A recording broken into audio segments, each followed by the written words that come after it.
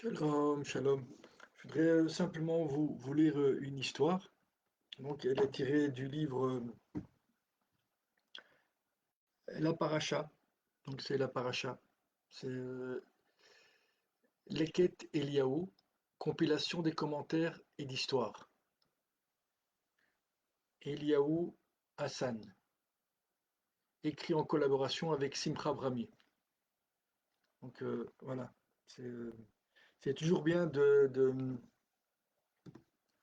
finalement de faire parler la Torah et de se taire.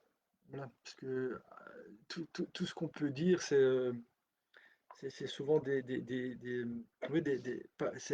on peut même pas dire des bêtises, parce que des bêtises, elles n'engagent pas la vie des autres. Alors,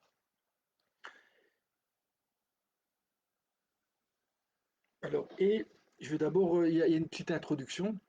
Et pour le peuple juif qui se trouve aujourd'hui encore menacé et agressé de toutes parts, il s'agit de faire le lien entre le message de ses pairs et l'actualité, de comprendre qu'il ne pourra demeurer sur sa terre que s'il apprend à lire la Torah et continuer d'acquérir des mérites.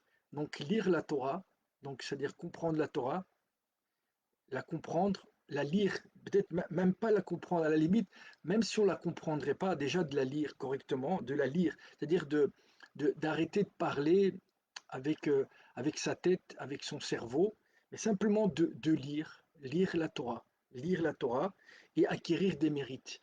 Et des mérites, c'est faire des mitzvot, c'est-à-dire faire le bien entre guillemets. Je crois que le but d'une mitzvah, c'est se faire du bien et faire le bien. Voilà. Et donc voilà ce qu'il nous dit. L'actualité de comprendre qu'il ne pourra demeurer sur sa terre, donc en Eretz Israël, que s'il apprend à lire.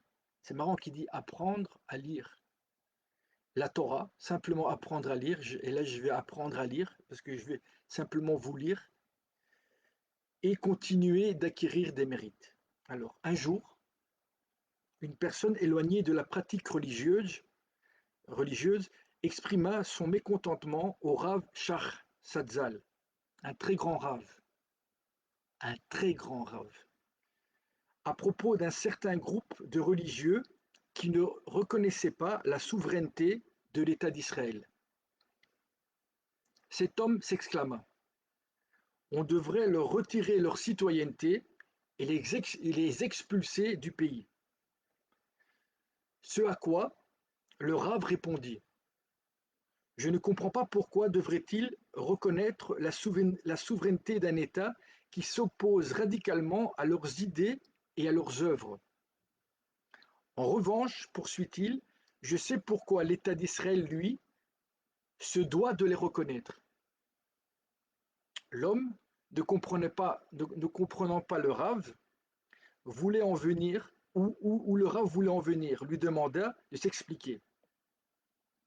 Dites-moi, interpella le Rav Shach, de quel droit êtes-vous venu sur cette terre et de quel droit encore avez-vous pris le pouvoir sur les Arabes qui y vivaient depuis déjà plusieurs générations?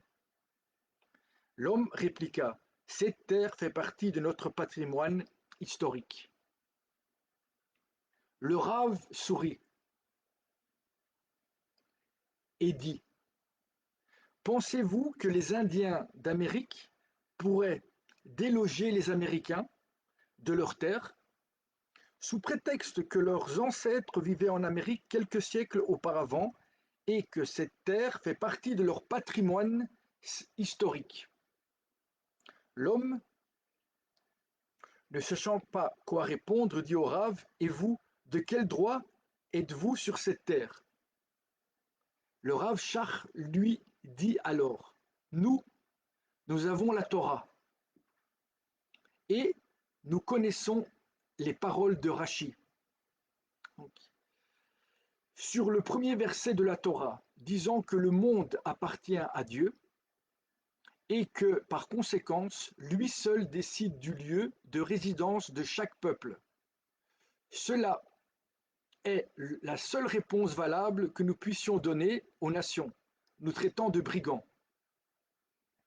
Les membres de ce groupe religieux que vous dénoncez peuvent se permettre de donner un tel argument parce qu'ils vont dans les voies de la Torah. Mais vous, quel argument avez-vous? Quel argument pouvez-vous avancer? Le Rav conclut. Vous voyez, malgré vous, vous avez besoin d'eux. Voilà. Je pense que l'histoire, elle est claire. C'est-à-dire que ce que nous dit le Rav, c'est que le seul argument qu'on a, c'est même pas une question d'histoire qu'on a vécu là, non, non, le seul argument, il est dans Bereshit, c'est-à-dire au commencement, quand Dieu créa la terre. Et là, effectivement, si on croit en Dieu, on dit oui, c'est vrai, c'est Dieu qui a créé la terre, et donc la terre, elle appartient à Dieu. Et comme elle appartient à Dieu, Dieu il donne la terre aux différents peuples comme lui il veut. Voilà. Et que effectivement, si on croit en Dieu, ce que nous dit Rashi, et si on pratique la Torah, c'est-à-dire qu'on regarde dans la Torah comment on doit penser, comment on doit parler, comment on doit agir, à ce moment-là, la Torah nous dit que si on pratique la Torah, on fait la volonté de Dieu, effectivement, ce bout de terre-là, dans la Torah, elle appartient au Ham Israël, c'est-à-dire les gens pas les gens qui habitent en Israël ou les gens qui, ont, qui sont dans l'État d'Israël, non, c'est des Juifs qui viennent sur cette terre pour faire la Torah. Et il n'y a que cet argument-là finalement, qui tient. C'est tout. Et donc, si on a des problèmes à revenir sur cette terre, ou si on a des problèmes eh ben, ça veut dire que, je reprends le début, c'est que on a des pro, on doit apprendre à lire la Torah, parce qu'apparemment on la lit pas bien, et c'est pour ça qu'il nous arrive ce qui nous arrive, et que donc il y a un problème par rapport à la Torah qui est une base. Et effectivement, la Torah et la terre ne forment qu'un. C'est-à-dire, c'est ça le mot rachat. C'est-à-dire que si il y a la Torah et il n'y a pas la terre, ça va pas. Et s'il y a la terre et il n'y a pas la Torah, ça va pas non plus. C'est-à-dire que ces deux choses ne forment qu'un. Et si le Ham Israël, c'est-à-dire le peuple d'Israël, pratique la Torah, fait la Torah, alors effectivement, il n'a qu'un seul argument, paradoxalement, c'est pas la force, c'est pas l'histoire, c'est pas le fait qu'on a habité ici ou qu'il y a eu des rois ici, non, c'est simplement parce que on a appris à lire la Torah et le fait qu'on sache lire cette Torah fait qu'on on a des mérites. C'est-à-dire que les, les, les, les, et je crois qu'à à ce moment-là, normalement, d'après ce que dit Dieu, donc c'est la Torah, c'est sa parole, c'est la parole de Dieu, c'est la Torah, c'est la loi. Si on respecte ces lois, ben normalement, on pourrait revenir ici pour faire sa volonté, pour devenir ce qui vous, c'était le projet, qu'on soit des prêtres, c'est-à-dire des porte-paroles de Dieu. Et si on est des porte-paroles de Dieu et dans notre comportement, dans notre lecture, on voit Dieu, normalement, cette terre, elle devrait, on devrait pouvoir y habiter, et les gens qui sont autour, non seulement nous la donneraient, mais nous serviraient. C'est-à-dire, on serait dans un processus. C'est ce que dit finalement la Torah. Voilà. Tant que nous nous comportons avec droiture envers Hachem, notre Créateur, selon sa volonté, en étudiant sa Torah, en accomplissant ses commandements et en sanctifiant son nom, sanctifier son nom, nous pouvons résider sur cette terre, mais si nous désobéissons, nous nous voyons alors un jour contraints de partir pour une raison ou une autre. C'est ce qui s'est passé pendant toute l'histoire. Ici encore, elle n'a en définitive que la permission d'y résider tant qu'elle se montre méritante à ses yeux. Tant que Dieu vous trouvez digne à ses yeux, il vous laisse habiter sur cette terre. À présent que nous le sommes plus, il vous l'a prise et nous l'a donnée. Ça, c'est ce que disent les nations, entre guillemets. Même si tout ça, c'est inconscient. Finalement, tout ça. Alors effectivement, un discours comme ça peut sembler puéril. Il dit, ouais, mais attends, voilà, on vit dans le monde dans lequel on vit. Euh, euh, euh, ben, voilà, en tout cas, ce que nous dit la Torah, c'est ça. Je vais pas continuer la vidéo parce que de toute façon, tout ce que je pourrais dire venant de moi, ça ne pourrait que tordre finalement ce qui est clair, droit, c'est-à-dire la parole de Dieu. Donc, pour résumer, pour synthétiser, la seule chose qui fait que qu'on peut dire, c'est tout ce qu'on peut dire aux nations finalement. Voilà pourquoi on a le droit d'habiter sur cette terre qui est la terre de Dieu, c'est même pas notre terre, mais qu'il nous laisse habiter là parce qu'il a décidé que sur cette terre habiteraient ses serviteurs et que leur fonction ce serait de d'éclairer par leur comportement le monde et que donc, pourquoi on doit habiter là?